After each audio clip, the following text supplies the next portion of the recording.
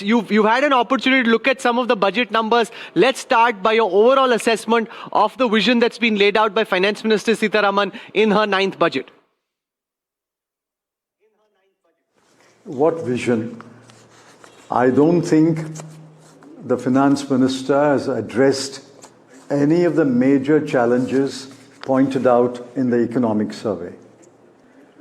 Nor does this budget speech or the budget numbers spell out any economic strategy or any economic statesmanship. There are major challenges facing the globe, facing India. She has not mentioned any of those challenges, nor has she addressed them. Why do you call it a vision?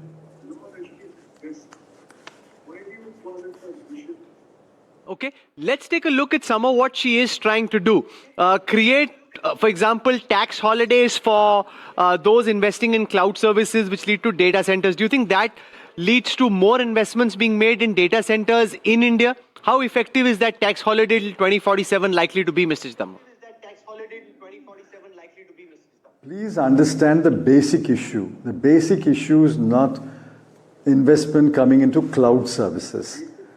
We are talking about raising manufacturing, which is stuck at 15, and raising the gross fixed capital investment, which is stuck at 30%.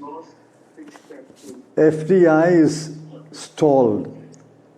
FDI must come into manufacturing, must come into services, must come into agriculture. And then we are talking about private sector extremely reluctant to invest in India. We are talking about those investments. Those are the investments that will give a direction to the economy, not this stray investment in cloud services. How are 98% of the people concerned with cloud services? They may be in a remote fashion or an indirect fashion, but we are talking about investment in manufacturing, services, and agriculture. One of the big announcements that's been made over the past few days is the India-EU trade deal, and a lot of hope being expressed that this gives Indian manufacturers the opportunity to export to the vast European Union markets. How much of an achievement do you see that as being, and to what extent do you think this will help Indian exporters, Mrs. Chidambaram? I agree that a free trade agreement with the European Union is a big step. But we have been pleading for several months and years that it was a mistake not to sign the earlier two multilateral trade agreements or to withdraw from one of them. They did not sign one, although the window was open for a year. They withdrew from RCEP after signing it.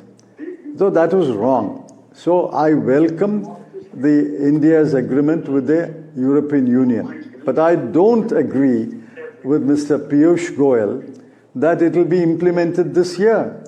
There are several steps to be crossed before the FTA will come into effect. Remember, last year, Mr. Goyal said that the India-US FTA will be concluded in 2025. We are already in 2026 and there's no sign of conclusion. Equally, he is you would also optimistic. accept that that's hardly Piyush Goyal or Prime Minister Modi's fault. That is playing itself out in a very public fashion, with a lot of the levers or the curveballs being thrown being way beyond their control. Why are you springing to the defense of Mr. Goyal? I'm only pointing out. Questions. I'm defending no one. I'm asking a question. You are not asking the question. You are not allowing me to complete the other answer. So okay, please go on. How do I have faith in Mr. Goyal that the agreement with the European Union will come into effect this year? I think it has to go through several steps. And whether those steps will be completed this year, I don't know. But whenever it is concluded, I have already welcomed the India EU FTA agreement. One of the points you make is that the finance minister doesn't address the challenge of the global macroeconomic challenges and uncertainty, which are reflected in the economic survey, but not in the speech that she made. The other way of looking at it is that instead of signaling panic or alarm or causing anxiety, the government is doing what it can do. For example, merchandise exports have still gone up despite the threat, despite the tariffs that have been imposed. So the government behind the scenes doing what can be done, and the finance minister not wanting to publicly signal anxiety and create panic. Oh, what are you saying? The left hand spreads panic and the right hand calms the situation, is it? Why is the chief economic advisor mentioning these challenges in the economic survey? The chief economic advisor is a part of the Ministry of Finance. It is the economics division. Of course, he has a certain degree of autonomy. But within that autonomy, he has spelt out challenges. He has listed the challenges.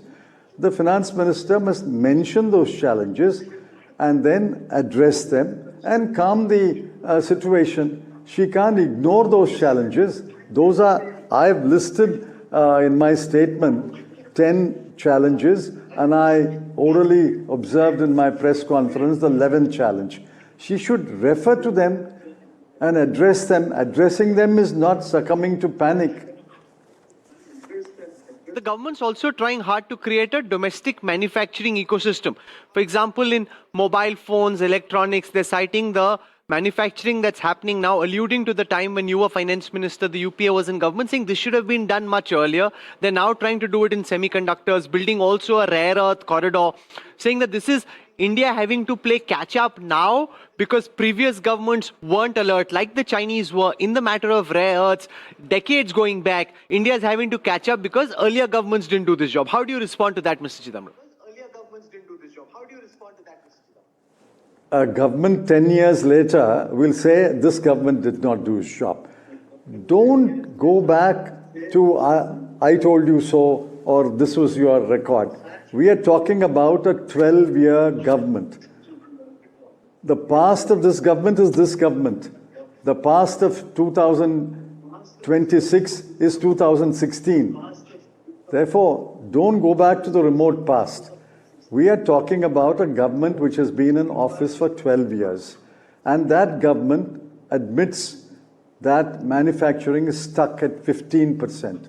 I want specific steps how the manufacturing can be raised from 15% of GDP to a higher percentage. Now, where is the answer for that? I don't care whether you do it in this manufacturing sector or that manufacturing sector.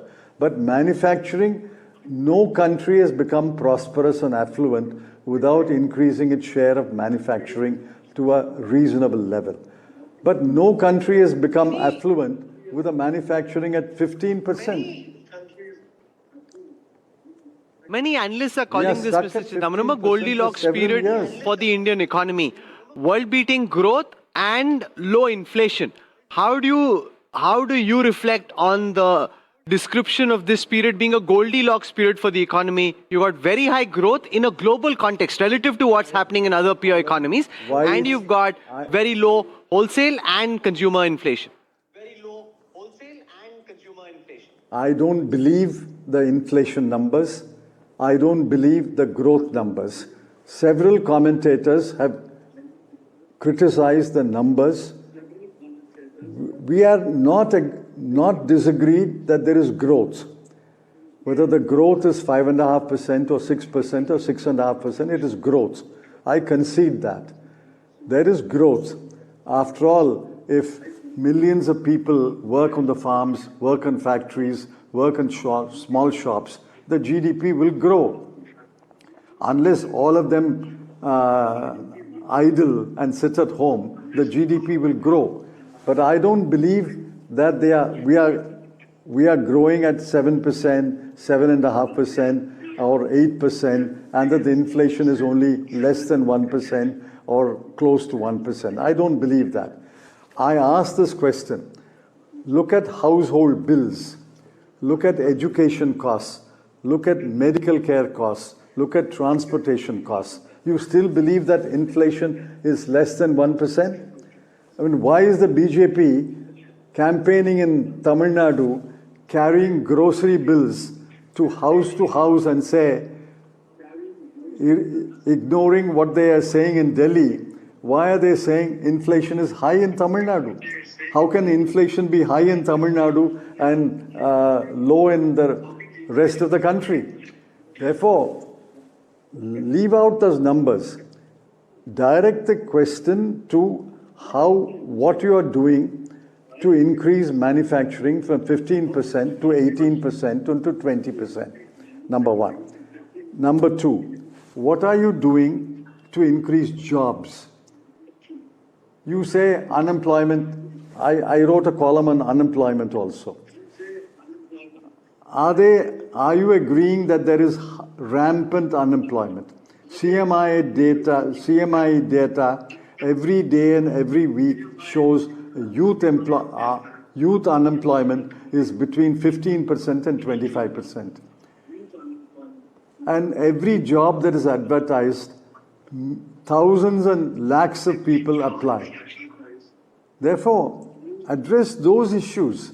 I'm not saying you should not address rare earths issue, you should not address cloud issue. You address them. I have no quarrel. But address the fundamental issues which are enumerated in the economic survey.